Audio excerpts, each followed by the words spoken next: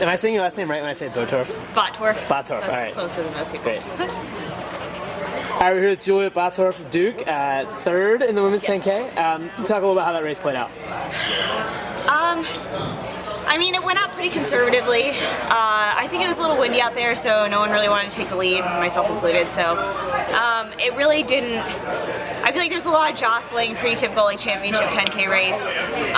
It didn't really get going until the last Actually, Aaron Finn took it for. I guess the last 5K was a huge negative split, but it didn't really get going until like the last 6 or so laps, and I took it with a mile to go and just kind of tried to do a long push from there. I know the top 2 girls have like really good kicks, so I mean I did what I could. I really wanted that win, I'm not gonna lie, but you know, I think I really gave it my all and my legs were not going any faster today. So how has it affected your approach the last few years? You talk about wanting to win today. You already have a win in the bank from 3 years ago. Has that kind of changed your mindset in the last few years? It changed my mindset incredibly, but if anything I think it made me want it more. I think my sophomore year, to be completely honest, I don't know if I deserved it, and I think I deserved it more this year than I did sophomore year, but I mean my coach afterwards kind of was joking around. He was like, yeah, it's karma, because you know, you got the win when you didn't deserve it, and maybe you deserved it this year but didn't get it. Like, I mean, I'm in way better shape this year than I was in 2011, but that's how these races go.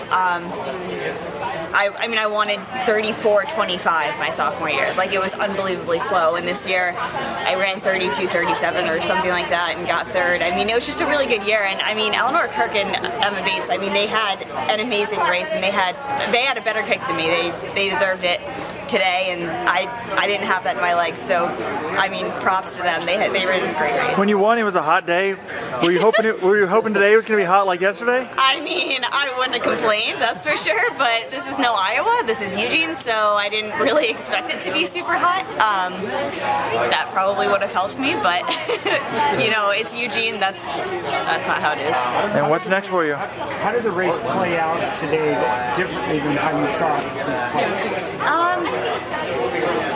I guess it went out a little. I didn't really know how it was going to go. It went out a little bit slower than I expected, but at the same time it was windier than I expected, so I really think that did play a factor, and just kind of having a little bit of rain and a little bit of wind definitely, you know, no one wanted to take that lead, so I think it just kind of made it a little bit more tactical than it would have been otherwise. But I mean, it still ended up being a pretty fast race. The second 5K was pretty fast, so I guess I just didn't really know what to expect. What are your racing plans from here? Well, I'm running the 5K on Saturday, so that's the next step, and USA is after that, and that's all that's on my mind for now. But you know, just one day at a time. But yeah, so I'll figure out next year after the next step. Congratulations. Thank you very much.